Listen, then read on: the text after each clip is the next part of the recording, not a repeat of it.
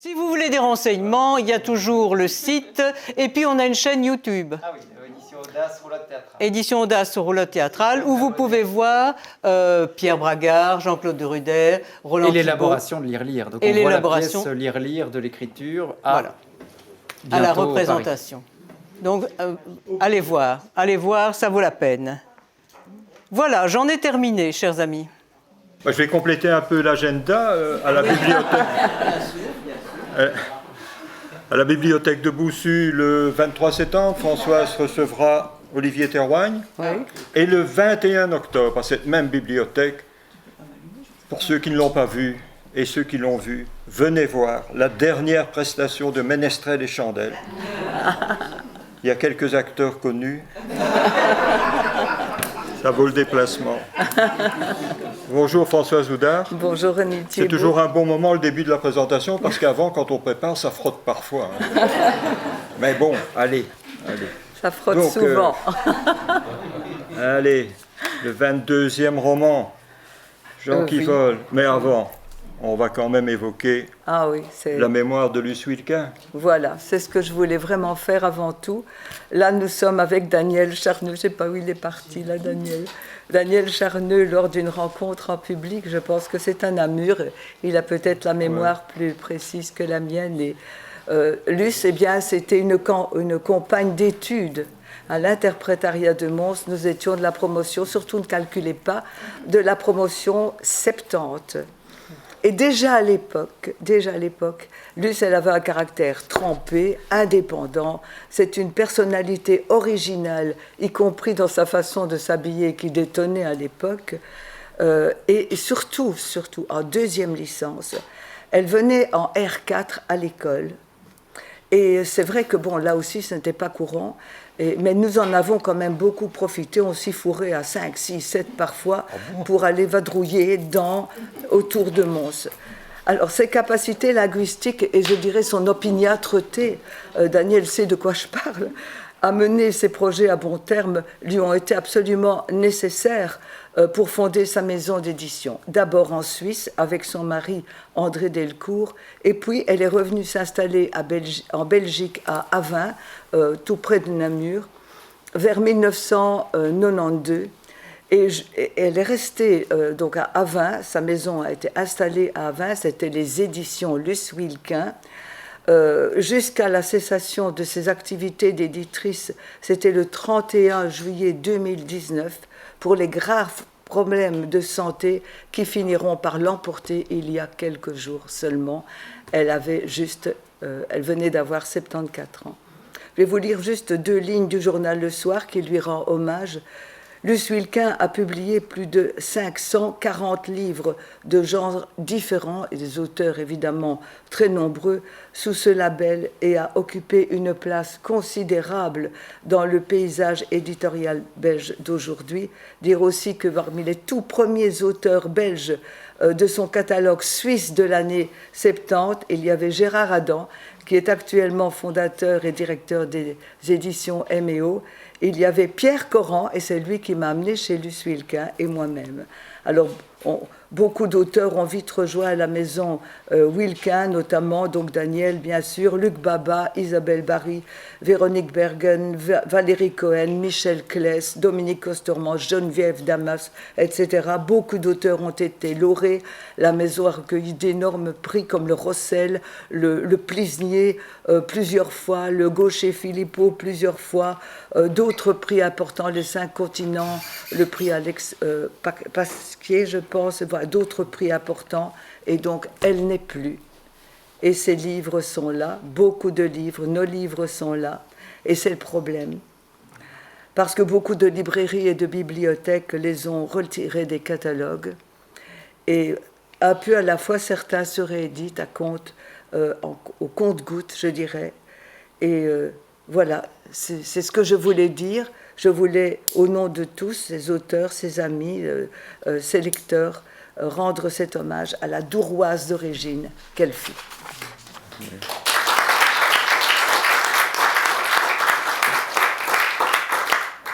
Mais Jean qui vole, qui nous rejoindra après, il a connu aussi Luce Wilquin, l'Athénée de Dour, m'a-t-il confié. Oui, oui. Donc... et il pourra confirmer. Oui.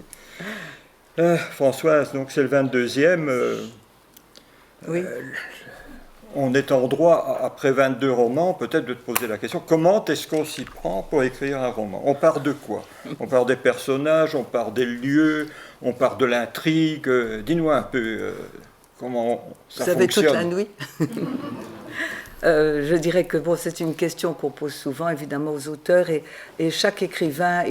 Chaque écrivain, il a un rapport intime et tout à fait personnel avec l'écriture. Chez moi, forcément aussi. Moi, je n'ai pas vraiment de système pour me mettre en route. Je dirais que c'est plutôt le personnage que je traque. Et un personnage dont j'attends qu'il frappe à la porte d'une certaine manière et qu'il s'installe dans mes pensées. Et qui m'entraîne aussi vers un lieu précis, vers une époque précise, vers une énigme, qui m'entraîne donc vers les lieux où pourrait se dérouler quelque chose dont il serait à l'origine éventuellement. Il y a eu comme ça certains personnages qui ont marqué mes chemins d'écriture. Hein. Oui, il y a François de Colfontaine, voilà. C'était le pèlerin. Oui, et là, le lieu, c'était plutôt le sentier. Oui, c'était le chemin de Compostelle. Il y a Laura de l'amie slovène qui me donnait rendez-vous en écriture et aussi dans la réalité le long des berges de la Ljubljanica en Slovénie. C'est un superbe pays. Et Véronique aussi. Alors Véronique, c'est évidemment c'est le livre que j'ai écrit pour rendre hommage et pour mettre en évidence son travail humanitaire au Sénégal. Véronique Zeniokobok. Il y a le petit Oscar qui part, devenu grand, qui part sur les traces de sa grand-mère, qui l'entraîne à travers la Dordogne jusqu'à Dôme, au pied de cette bastide coule la Dordogne d'ailleurs. Et alors évidemment il y a Victor Rognard, qui est un personnage qui m'a entraîné aussi dans ses profonds chemins. J'ai même écrit un livre, c'est La danse de l'abeille, un livre sur un personnage qui n'existe pas, que dans le désir d'une narratrice qui n'est d'ailleurs pas nommée. Et le livre commence par ces mots: je pense à vous. Et depuis que j'ai écrit ça, je pense à lui. Je pense à vous. Certains m'ont dit, mais c'est qui vous? C'est moi, c'est lui, c'est un autre, c'est vous. Et vous avec la majuscule, comme si c'était une personne à qui on avait attribué effectivement une identité. Et avec ce vous, eh bien, on va jusqu'à Florence et un peu au-delà. Oui, et tu oublies de dire que tu as commis aussi une pièce de théâtre, D'amour et d'eau trouble, publiée ici même. Une pièce de théâtre d'ailleurs où tu fais défiler Roland Thibault en calbar sur scène. Un vieux fantasme peut-être? Enfin, Annie, aide-moi. Après Luce Wilquin, effectivement, un livre a été publié aux éditions Éméo. C'est Au revoir Lisa. D'ailleurs, voilà sa traduction en bulgare. C'est un peu étonnant de voir son livre traduit en bulgare. C'est étonnant, c'est intéressant. Alors aux éditions Audace, Pierre, bonjour, Roland, et Roulotte théâtrale. Donc il y a eu cette interprétation de certains aspects du très renommé DSK, D'amour et d'eau trouble, effectivement, où nous avons eu l'occasion de voir Roland en calbar. Il y a eu un livre, Crimes et sentiments. Ça, c'est un recueil de nouvelles criminelles écrites par 5 écrivaines. On s'est appelé les 5 Nitouches. Et donc, il y a Niokobok, effectivement, hein, avec Véronique et Jean qui vole. Et Jean qui vole, là, le personnage, c'est Jean qui vole, et le lieu, c'est Élouche. Oui, Élouche. Et c'est curieux, je peux me permettre une citation. Je pose la question parce que les auteurs sont généralement très susceptibles. Ils préfèrent qu'on les cite eux-mêmes si je cite quelqu'un d'autre. C'est impossible de lui refuser de faire une citation d'un auteur intéressant. Donc tu as droit à 3 lignes. Oui, 3 lignes. Donc il s'agit de Jean-Pierre Hott, oui, Présence au monde. Ce sont des chroniques. Et Jean-Pierre Hott s'interroge sur quand est-ce qu'on peut dire qu'une littérature devient universelle? Est-ce que c'est la plus importante de l'univers? Ben non, non. Il cite d'ailleurs Pagnol et forcément Giono, et il dit ceci: Leur littérature est universelle parce qu'elle est issue d'un lieu, elle est intemporelle parce qu'elle est inscrite dans l'instant, elle est planétaire parce qu'elle appartient profondément à un point de la planète. Et donc, il faut un lieu, il faut un personnage. Oui. Ici, le lieu, j'ai pas été trop long. Hein. Non. Ici, le lieu, c'est Élouche, et le personnage, c'est Jean qui vole. Et alors que Jean qui vole, non, ça fait... Le petit Jean, on va dire. Le petit Jean, il ne vole pas encore. En fait, ça fait quand même penser à Jean qui rit et Jean qui pleure, à la chapelle de Coquart. Oui, oui. Eh bien, effectivement, le titre vient de là, bien entendu, à la chapelle de Coquart. Bon, vous connaissez tous pratiquement la chapelle de Coquart, où il y avait ces deux saints Bréioux, c'est comme ça qu'on dit, les saints Bréioux, Jean qui pleure et Jean qui rit de l'autre côté, et les enfants qui pleuraient, comme Jean qui pleurait beaucoup quand il était bébé, eh bien, on l'amenait devant Jean qui pleure, en espérant qu'après, il pourrait plutôt aller du côté de Jean qui rit. Et tout ça, c'était évidemment de l'enfance du petit Jean, et c'était avant qu'il commence à apprendre à voler. Et c'est ce que nous allons tenter de vous faire entrevoir. Et donc, comme il pleurait, on l'amène à la chapelle de Coquart. Et là, c'est la lecture 1, voilà. Je pense. Cet après-midi-là, un peintre avait installé son chevalet sur le petit parvis de pierrailles et d'herbes folles devant l'entrée de la chapelle. Tu le connaissais bien, cet homme, qui te semblait si vieux, si vieux. Il n'habitait pas loin de ta maison, la maison de Pauline. Il s'appelait Victor. Et tu le voyais souvent passer dans ta rue, habillé en monsieur de la ville, un chapeau mou enfoncé sur sa tête, un chapeau noir, comme en portent les notaires. C'était un homme que l'on saluait en ôtant sa casquette ou avec un petit mouvement de tête pour marquer le respect. Il n'était pas du monde des courettes ouvrières, Régnard, mais il les peignait telles qu'elles étaient dans leur humble humanité. On le connaissait surtout pour ces œuvres-là. Parfois, un article paraissait dans l'un ou l'autre journal avec en gros titre « Victor Régnard, le peintre des courettes boraines ». Tu apprendras qu'un livre lui sera même consacré un jour lointain, un livre qui exhumera le peintre et son œuvre de ses profonds chemins. Ça, c'est vraiment l'auteur qui se cite lui-même. Hein. C'est pas un peu prétentieux, ça, François? C'était pas prévu que tu me dises ça. Je viens d'y penser à l'instant. Je me méfie. Mais la courette, là, pourquoi tu as choisi celle-là? J'ai choisi celle-là, mais si tu redresses ou je me tourne, c'est pas. Non, redresse le. Ah, comme ça, voilà. C'est bon? Moi, j'ai choisi celle-là parce qu'elle est pleine de couleurs. Voilà, elle n'est pas aussi triste souvent que les courettes boraines qu'il dessinait ou qu'il peignait. Il y a de la couleur. Il y a aussi sur le côté un témoignage de la vie d'avant, faisait curer le linge au soleil et sur l'herbe. Et dans le fond, eh bien, il y a le fameux terri Saint-Antoine qui est aussi, qui fait partie du paysage de Boussutois. C'est un terri qui se partage entre plusieurs communes. Et j'aime particulièrement celle-là parce que voilà, on faisait le ménage sur la rue, on faisait la lessive sur la rue. Et c'est pour ça que je l'ai choisi. Et pour ce Jean qu'on vient d'amener à la chapelle de Coquart, ça commence plutôt mal pour lui. Hein. C'est déjà la lecture 2 ? C'est la lecture 2. Voilà. À Florida, on ouvre les volets de la maison d'en face. Et frémit le rideau qui pose des regards furteurs aux croisées des fenêtres. Florida la cadette vient d'accoucher d'un fils. Et il fait presque jour où s'entendent les chats à mimer les amours des solstices d'été. Il fait jour au poêlon empli de lait de chèvre, où l'on trempe le pain. Mais déjà, on ferme les volets de la maison d'en face. Florida la cadette vient d'accoucher d'un fils.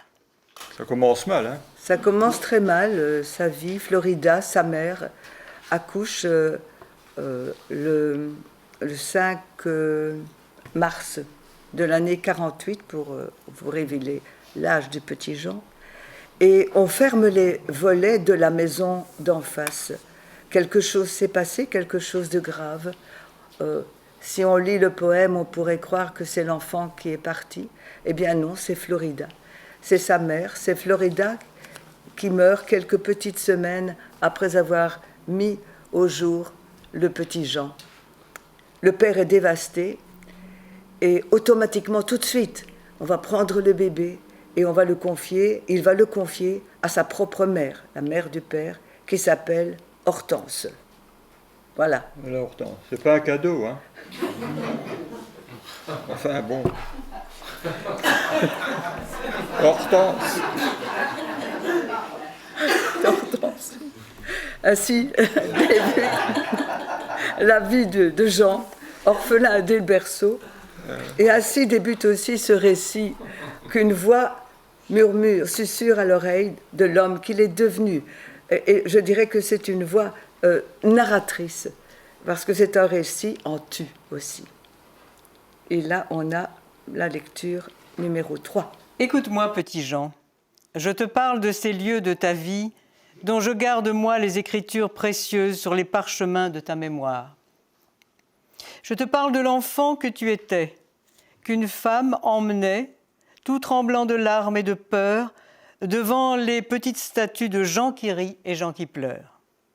Je te parle. Je mêle mes mots dans ta mémoire pour que tu n'oublies pas et que tu transmettes à ton tour le précieux héritage de ta singulière enfance. C'est une chose importante à mes yeux que la transmission.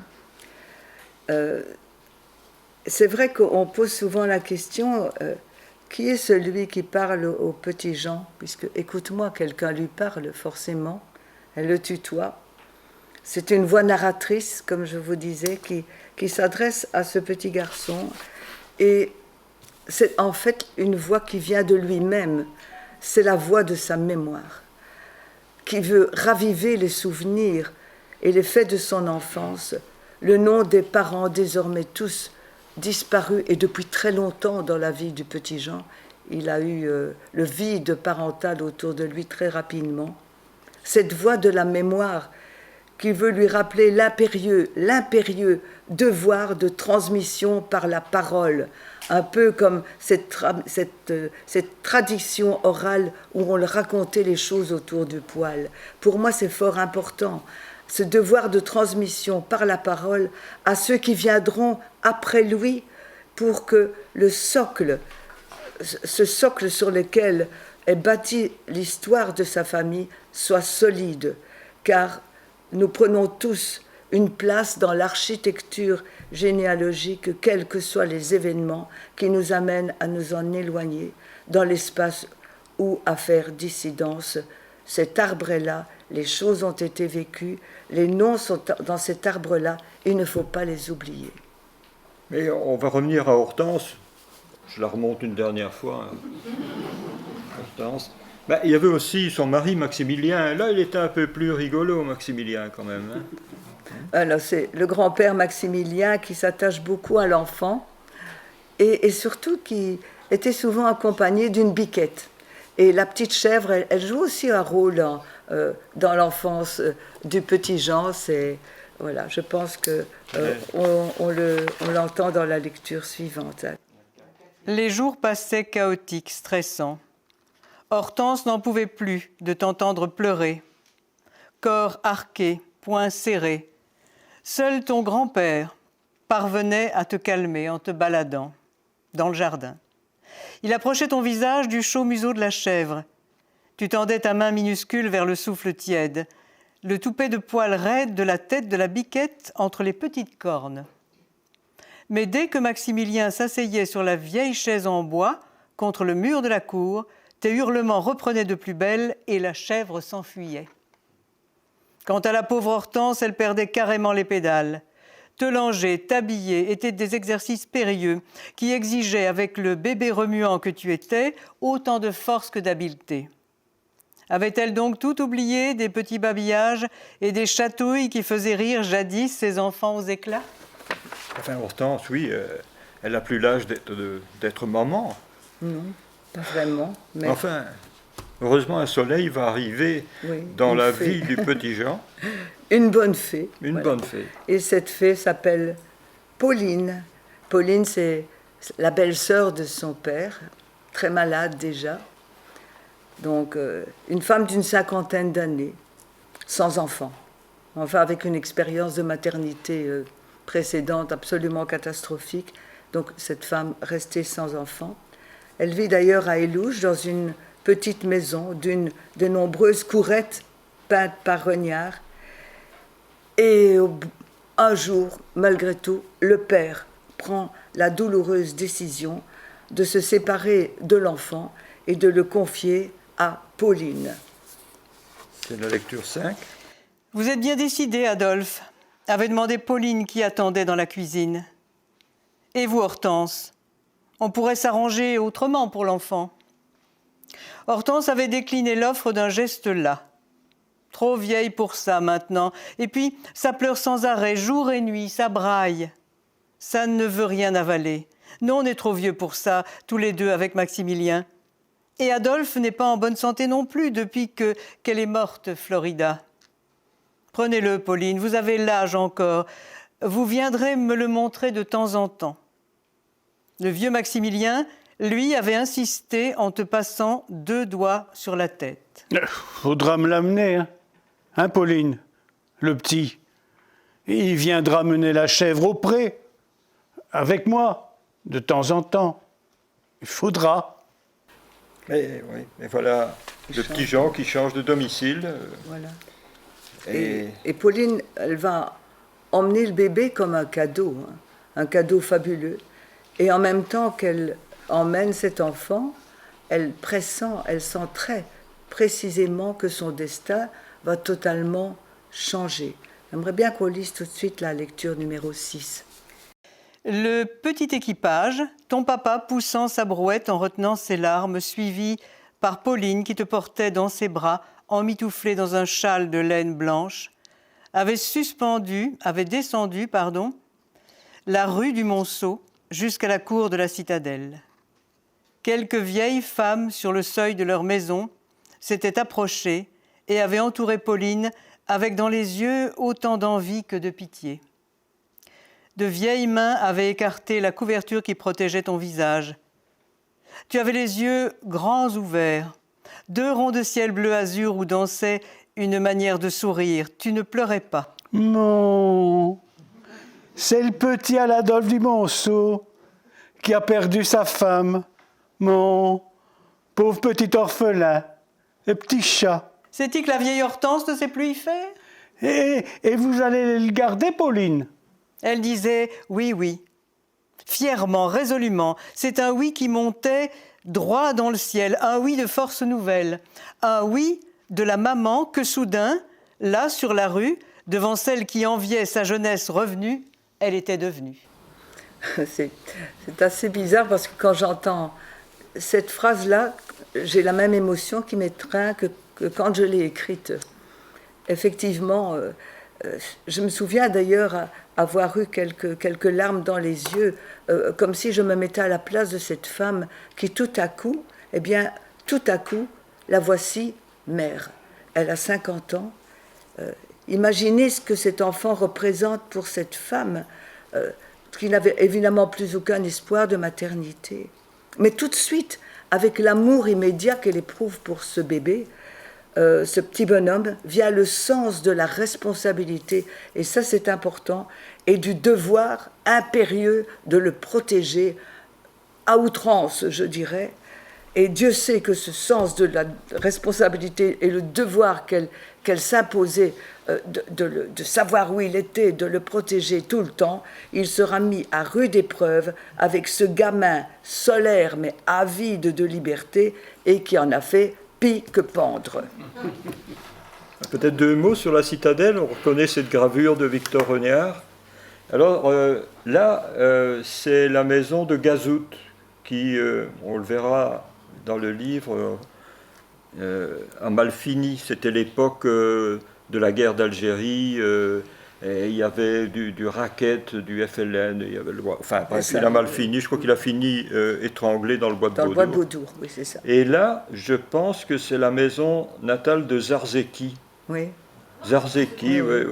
Donc Zarzeki est né là, il jouait au football à Élouche, et par le jeu de la Coupe de Belgique, les Framborins étaient arrivés en demi-finale contre le Racing Jet. Et on l'avait remarqué parce que c'était un bon joueur, donc on l'a transféré au Racing Jet, mais il s'est empressé de fréquenter la fille du président. Je ne sais pas s'il a encore beaucoup joué au football, mais je pense qu'il est devenu le président de Moulinex. Oui. Et puis il est revenu, il a voulu refaire monter les Framborins, enfin je ne sais plus ce qu'il est maintenant, mais il a aussi viré plutôt extrême droite. Hein, ça, oui, mais ça c'est pas notre problème. Non, oui. Attends.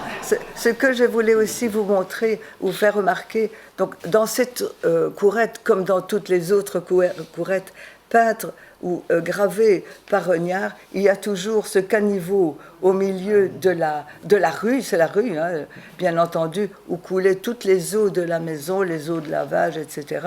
Et c'était d'ailleurs un lieu privilégié pour que les sales gamins aillent s'y tremper. Voilà. On a même là un petit croquis de Victor Renard qu'on a fait. Oui. Ça a été photographié dans Feu, le musée des Louches. Feu, je ne sais pas si on a des nouvelles du musée des Louches. Non, c'est une autre chose, ça parle d'autre chose. C'est un vaste débat, trop long pour aujourd'hui, voilà, c'est ça. Mais enfin, bon, Pauline reste fidèle, hein, elle a promis de l'amener, donc elle l'amène de temps en temps. Hortense a l'air moins sinistre quand il y a le grand-père à côté quand même. Enfin, quand même, quand on voit le contexte dans lequel cet enfant allait être partiellement élevé, c'est vrai qu'on voit un peu le niveau social de la famille, mais c'était comme ça pour beaucoup de maisons, de courettes, et ce n'est pas pour ça qu'ils étaient évidemment malheureux. Et voilà, donc c'est le grand-père. Dire encore que le grand-père, quand le petit garçon venait, il avait une boîte à sous qu'il lui réservait, et avec même des petites copies de journaux qu'il a commencé à collectionner pour le cas où le gamin ferait des études et puisse se sortir de ce milieu-là. Et là, c'est son papa. Et là, c'est avec le papa qui a déjà l'air pas très en forme. Enfin, il faut dire qu'on est là dans les années 50. On n'est pas tellement loin après la guerre. Hein, donc, non, c'est vrai. Voilà. Si on imagine ce qui se passe en Ukraine maintenant, on devine que des villes qui ont été complètement détruites, dans 10 ans, je ne sais pas dans quel état elles seront, mais c'était un peu ce qu'on avait connu chez nous. Hein. Voilà, c'est une des dernières photos du papa en vie, hein, du petit garçon Jean. Enfin, le petit Jean grandit, il va à l'école. L'allure là quand même, non, hein, un capitaine, quelque chose. Mais c'est pas toujours facile l'école. Hein. Non, c'est pas facile. Donc là, il est en 3e maternelle. Il est fier comme ça. Il va jouer son petit rôle. Sa différence se voit néanmoins, je dirais quotidiennement, parce qu'il n'y a pas de maman au portail pour lui. Hein, parfois, Pauline vient le chercher, mais c'est surtout François, le frère, qui vient le chercher et l'amener à l'école. Et ça n'empêche que les parents ont vis-à-vis de ce petit garçon des regards apitoyés. On lui frotte la tête, etc. On dit « Mon, c'est le pauvre petit orphelin ». Ceci dit, le pauvre petit orphelin fait souvent des bêtises, se retrouve au coin, les parents hochent la tête, évidemment, quand on est un pauvre petit orphelin. Et ça commence à agacer le gamin, ça l'agace. Petit à petit, ça se transforme en espièglerie, en provocation même, mais surtout en gêne. Et un petit peu à la fois, cette gêne va même friser ou se transformer en honte. J'ai honte d'être ça. Ben là, on lui devine déjà peut-être une vocation de comédien, non? Le pire, c'était la fête des mères. Ah oui, la fête des mères. Alors, quand c'était la fête des mères, là, il y a le petit compliment. Hein. Il fallait aussi que les institutrices fassent preuve d'imagination. On va peut-être entendre le texte qui suit. L'après-midi avait été très laborieuse. Tous les enfants de la classe avaient confectionné de petits montages en carton et papier crépon pour la fête des mères. Madame Violette avait été particulièrement attentive à toi, à ce que tu faisais. Tu croyais que c'était signe que tu travaillais bien.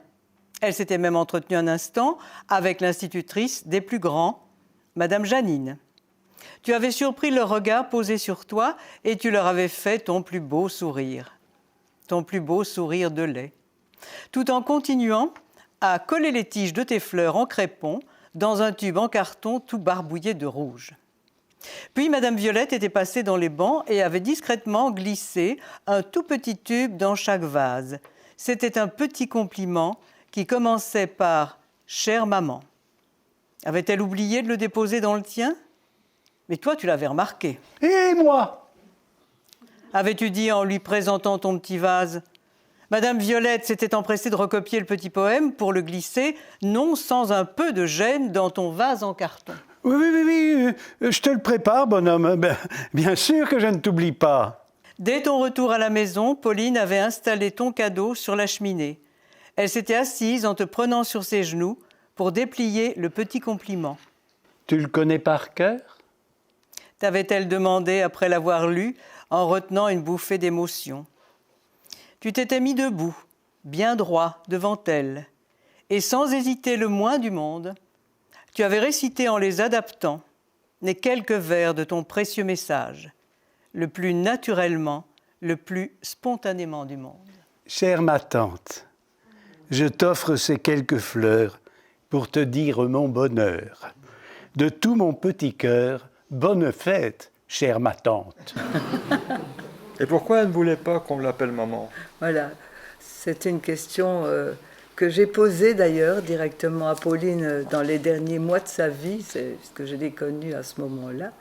Et elle ne voulait pas parce que le papa, quand elle a eu l'enfant, qui commençait à parler évidemment, le papa vivait toujours. Et par égard pour le papa et pour la mort de Florida, donc de sa femme, la vraie maman du petit Jean, elle a dû expliquer à cet enfant qui avait vraiment envie de dire maman, vous connaissez comment ça marche, maman, et elle lui a donc insufflé ma tante.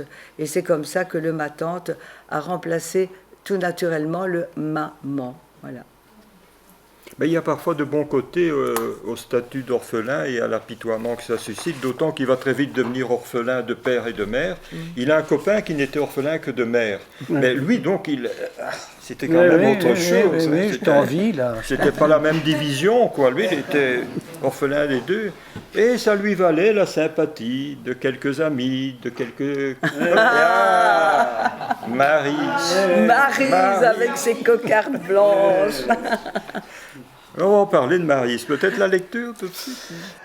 Un jour, Marie Régnard t'avait offert un gros biscuit fourré à la vanille.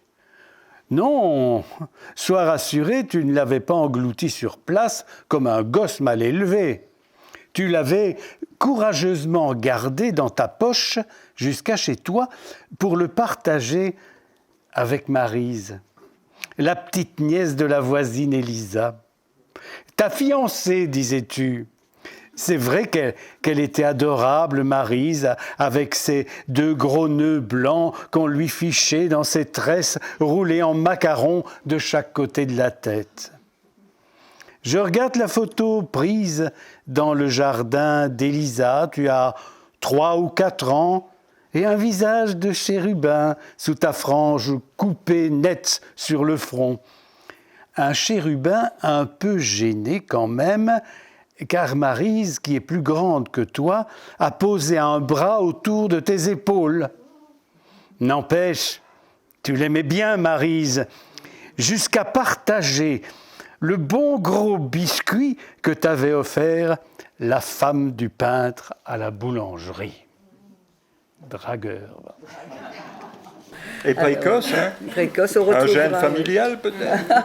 On va retrouver d'ailleurs le personnage de Maryse en d'autres endroits, d'autres moments du récit. Elle est un peu plus âgée que le petit Jean. Je ne sais pas trop s'apparenter avec Élisa, mais j'ai un petit peu inventé de temps en temps quand je n'étais pas tout à fait sûre.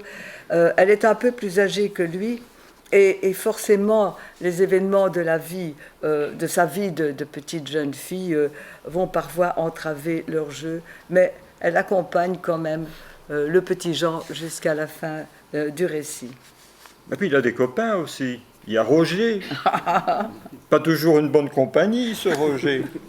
Alors, avant de parler à ce qui va arriver, il faut savoir, et on revient peut-être à ce grand-père qui le chérissait quand même un petit peu, évidemment, sans le dire à Hortense qui comptait ses sous, le grand-père allait chercher sa boîte à sous et de temps en temps, il donnait un petit sou à ce petit garçon qui venait le voir, pour le voir et puis aussi pour avoir son petit sou.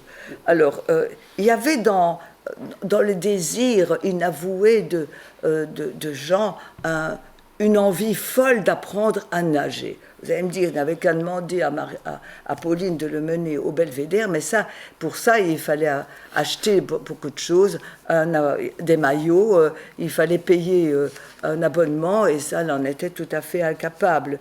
Mais néanmoins, il avait trouvé le moyen d'apprendre à nager au sec, apprendre tout seul dans sa chambre sur un pliant, en se couchant dessus. Et comment est-ce que ça pouvait se faire? Eh bien, avec les 3-4 sous de son grand-père, il était descendu s'acheter un livre au marchand de journaux de la rue. D'habitude, il prenait un Bob Moran, je pense. Mais ici, il avait trouvé le Marabout Flash, apprendre à nager la brasse. Et donc, le voilà dans sa chambre, il s'exerçait, parfois il tombait du pliant, et en dessous, le tonton lui demandait « Mais qu'est-ce que tu fiches là au-dessus ?»« Rien, rien, tout va bien, je fais des exercices. » Il apprenait à nager, et il était persuadé qu'après, il se mettrait dans l'eau et il irait tout seul. Et puis un matin, il montre son livre de natation à un certain Roger. C'est la lecture d'après. Roger et toi, vous étiez concertés à la grille de l'école. Roger avait jeté un regard moqueur sur le livre que tu avais ouvert à la page des premiers mouvements de bras de la brasse. Ça t'avait un peu vexé. Ben pourquoi tu ris? C'est pas ainsi qu'on apprend à nager. C'est comment alors? Dans l'eau, un malin. À la piscine. Mais tu sais bien qu'elle me donnera pas de sous pour ça, ma tante. Et j'ai même pas de maillot. On pourrait aller nager aux étangs des Herbières. Je te montrerai si tu veux. Je sais nager un peu, moi. L'idée avait fait son chemin dans ta tête. À vue de nez, l'étang des Herbières n'était qu'à une bonne demi-heure à bicyclette. François en avait une que tu empruntais souvent. Roger te prêterait un maillot, restait à fixer le meilleur moment. Les grandes vacances étaient proches. Une après-midi de beau soleil serait idéale pour cette escapade top secret. Il fut décidé entre vous que ce serait un mardi après-midi, soleil compris. Vous aviez bien tout envisagé, le maillot dans le sac de Roger avec 2 essuies, des pommes et un gros morceau de pain dans le tien. François avait prêté sa bicyclette et Pauline t'avait recommandé de ne pas trop t'éloigner et de faire bien attention sur la rue avec ce vélo, un rien trop grand pour toi. Tu avais promis d'un air candide. Et ainsi étiez-vous partis. Et vu que tu pédalais en danseuse, toi qui ne réussissais à te poser sur la selle que dans les descentes, Roger, qui roulait devant sur son vélo torpedo rouge, se retournait tous les 100 mètres pour s'assurer que tu suivais. Au bout d'un sentier qui s'écartait vers la droite, l'étang. Dieu que ton cœur battait la chamade, mais rien au monde ne t'aurait fait renoncer à ce projet de tous les risques. Tu avais quand même récité en vitesse... Je vous salue Marie, pleine de grâce, Seigneur est avec vous, vous êtes bénie entre toutes les femmes. Au cas où. En fait, c'était pas du tout un étang, le lac des Herbières. C'était pas un lac non plus, c'est une carrière. Oui, oui. Il y en a plus d'un qu'on a retrouvé mort, là. Hein. Oui, oui. Et tout ça... Mais ça, c'est ce Roger qui m'a Oui, c'est à entraîné, cause de Roger qui est là quelque part, tapis dans le noir, mais il va s'expliquer après. C'était mauvais, hein, oui. Dans l'ignorance de Pauline, évidemment, je vous ai dit, elle avait un devoir de de surveillance. Elle n'en pouvait plus parce qu'il détalait à tous les moments et il désobéissait sans arrêt. D'ailleurs, le livre est sous-titré « Éloge de la désobéissance », ce n'est pas pour rien. Et donc, Pauline, elle aurait été capable de courir en savate derrière le vélo des deux galopins pour essayer de faire en sorte qu'il n'y aille pas. Et donc, c'était quand même une audace qui est totalement inconsciente de ce danger, comme on vient de le dire, et malgré tout, voilà, ils y ont échappé, ils sont retournés plusieurs fois, je pense. Et puis il grandit, le petit Jean, le voilà à l'école moyenne de Quiévrain. Et là, il a de nouveaux amis. Il y a Freddy, le fils du boucher de Tulin, qui va lui faire vivre une drôle d'aventure. Effectivement. Entre-temps, bien sûr, on a évoqué la santé défaillante de son père. Le père de Jean meurt. Et au-delà de la tristesse, c'est la conscience d'un nouveau statut différent qui le distingue. Avant, il était à demi orphelin, et maintenant, il est orphelin complet et à temps plein. Et il ressent ça très fort quand il doit décliner son identité, remplir des formulaires à l'école, et à nouveau un sentiment de honte, parce que les autres se disent « Ah, comment, tu n'as plus de maman, tu n'as plus de papa, et tu n'es pas dans une institution spéciale. » Voilà. Et à ce moment-là, il peut devenir très agressif aux remarques des autres, et c'est vrai que voilà, c'est encore une épreuve qu'il a dû passer, et qu'il a passé grâce à cet esprit de résilience qu'il a en lui constamment, et qui lui dit « on passe au-dessus ». Et donc le voilà donc à l'école moyenne. Avec Freddy, le fils du boucher de Tulin. Et Roger dans les mêmes écoles, dans une autre mais section. Maintenant, il a une vraie bicyclette, le oui. petit Jean, donc il peut vagabonder à son aise. Voilà. Il ne s'en prive pas. Et Freddy, c'est le fils du boucher René de Tulin. Oui. Et en face de la boucherie... Oui, mais il l'emmène quand même voir René pour qu'il lui parle. Et donc René lui dit certaines choses. Et puis René demande à son gamin, Freddy, tu vas l'emmener quand même à la tuerie. Voilà, donc la tuerie, vous voyez le petit personnage qui est en haut à droite, on en reparlera après. Donc là, le cochon, il est prêt à manger. Après la tuerie, c'est lui qui sera mangé. Et donc, effectivement, je pense que c'est une chose que Jean n'oubliera jamais. D'ailleurs, Freddy était très étonné qu'il réagisse aussi fort. Mais Freddy avait l'habitude. Il avait l'habitude, c'est pas n'importe quoi. Ouais, donc, ici, nous avons la lecture concernant la tuerie, qui porte bien son nom. À la tuerie, le spectacle était ahurissant.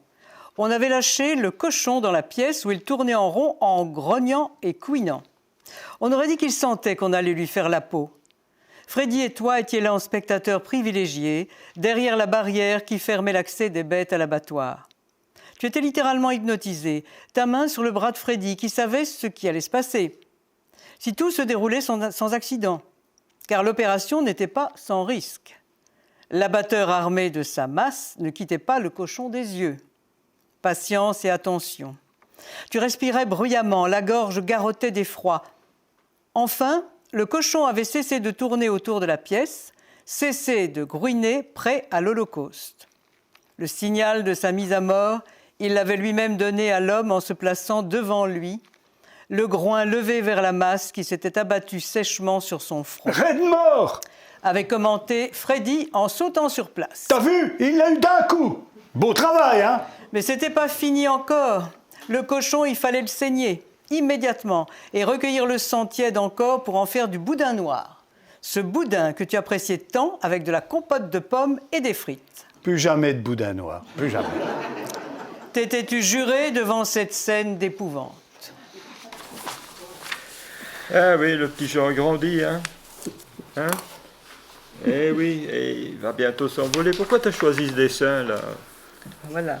Donc, ce dessin-là, je l'ai choisi et voilà, je reparlerai de Valérie qui a dessiné ce qui correspond vraiment très bien à ce livre et à l'esprit de ce livre.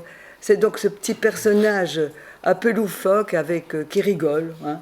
Il tient à la tête un parapluie prêt à sauter de cet oiseau qui va l'emporter, un petit peu comme Mary Poppins descend avec son parapluie comme ça. Ce que j'aimais aussi, c'est qu'elle avait doté cet oiseau de bottes de 7 lieues, donc il pouvait aussi s'en aller en faisant de grands bonds. Et je pense que ce dessin résumait tout de ce livre, et c'est pour ça que je l'ai choisi avec Valérie, et je vous parlerai de Valérie juste après. Mais oui, elle a un véritable univers graphique, oui, Valérie. Oui.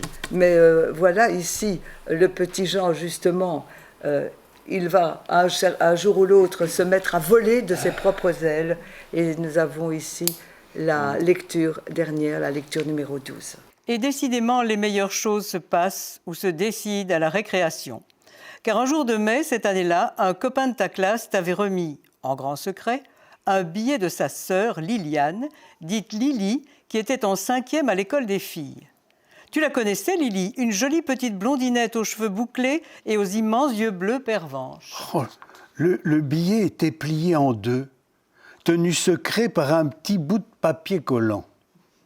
Tu l'avais ouvert, le cœur battant, et caché dans l'encoignure du portail. Tu avais lu et relu les quelques mots écrits à l'encre bleue. Je serai aux autoscooters à la Ducasse de la place des Louges ce dimanche à 16h. Tu viendras, Lily qui t'aime. Oh.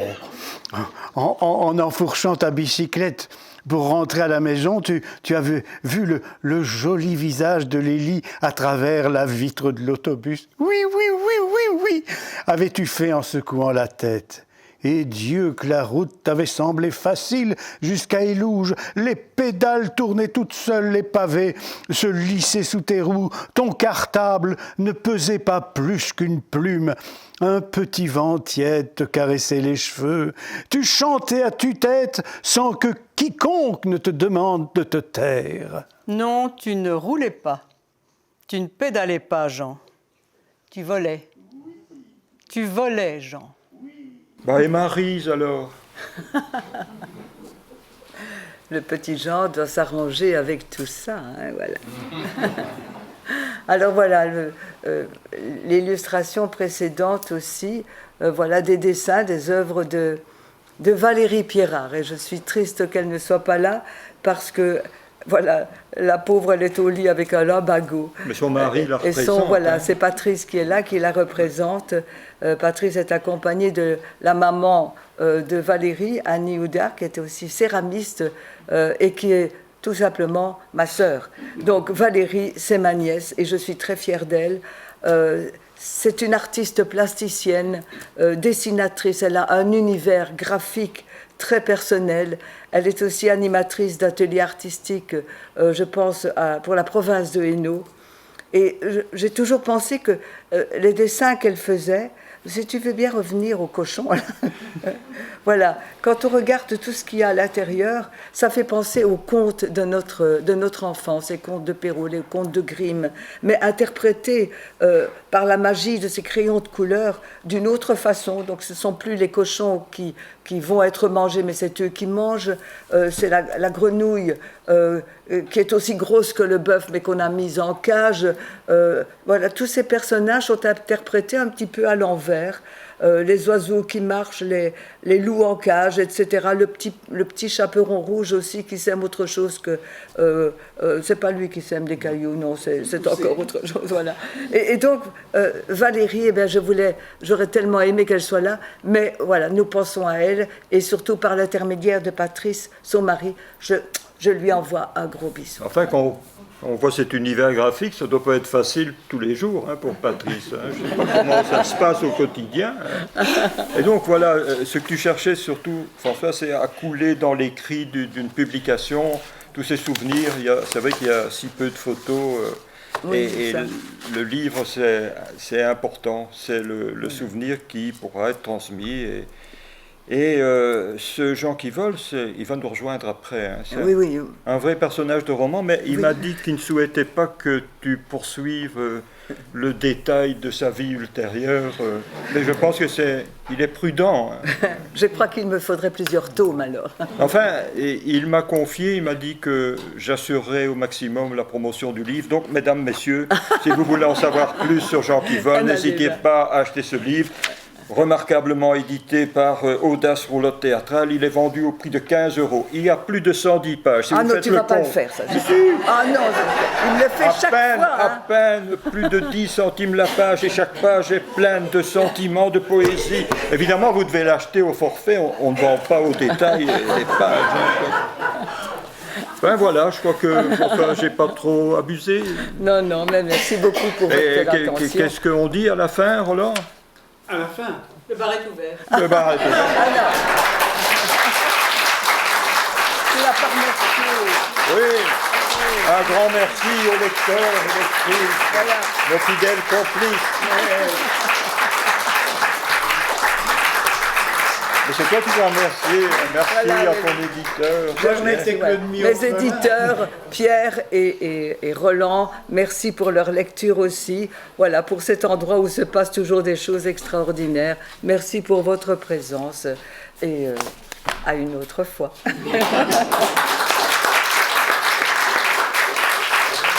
Roger m'a confié, parce que Roger c'était aussi le cinéma Éden, pour ceux qui ont connu Oui, ça, on oui, allait oui. faire les pires des bêtises dans la salle de projection. Il a retrouvé, hein, Roger, une bobine Est-ce qu'il que est tu Roger as ici numérisée. Oui, donc en fouillant dans les affaires après la mort de mon parrain, c'est-à-dire le frère de mon mère, j'ai trouvé une bobine de film. À l'époque, ça faisait 3 minutes, et noir et blanc, muet, et je l'ai fait numériser.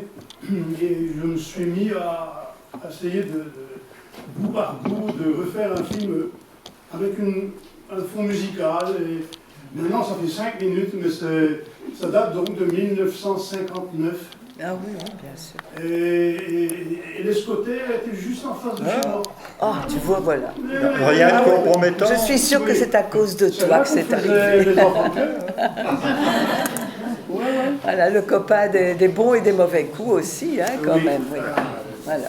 En fait, j'étais pas son ange gardien, son ange démon. D'ailleurs, L'incitant Pauline à a très bien compris. J'ai osé l'affronter de temps en temps, Pauline, parce que j'étais fusillé du regard Ah oui, oui, ça dès que se voit. j'apparaissais. Elle sentait en moi le perturbateur, Voilà, celui qui allait l'emmener dans toutes sortes d'aventures. voilà. Et Ce que tu n'as qui pas m'a- manqué de faire. Qui m'a ensuite dépassé mais largement. Voilà. Et c'est vrai que... Il avait déjà une imagination débordante. Ah, sûrement, oui, je m'en doute. Oui, Oui, oui, oui. Et puis comédien, comme il le dit. Et ce livre, bon, voilà, j'espère qu'il fera son chemin aussi dans l'imaginaire de la série d'enfants et de petits-enfants que nous avons. C'est aussi pour ça que je l'ai écrit, c'est pour qu'ils sachent qui était Renilde, parce que voilà, hein, tu ne veux pas être dévoilé, mais tout le monde sait que le petit Jean, On m'a c'est toi. reconnu. Franchement, c'est aussi une de mes raisons, c'était d'écrire pour que les enfants, les petits-enfants aient cette connaissance de leur grand-père, de leur père.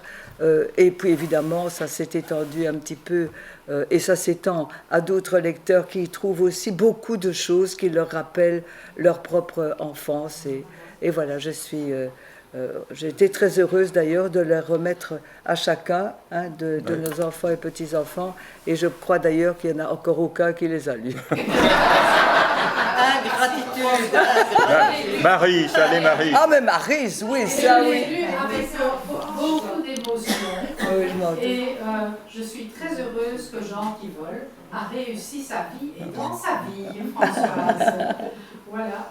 Merci, avec Marie. toutes les anecdotes que tu as décrites, Oui, oui. et avec tous les défis que Jean a relevés. Il y en avait, hein, effectivement. Oui, oui, oui. Et des épreuves aussi, hein, mais bon, on ne va pas C'est- entrer, ça c'est dans le C'est assez livre aussi. Hein. rocambolesque quand Ah, mais même. tout à fait. Et toi, C'est des histoires bourgeoises. Ah, ouais, oui, Et toi, oui, Yvette, oui, t'as oui. connu la tuerie, non?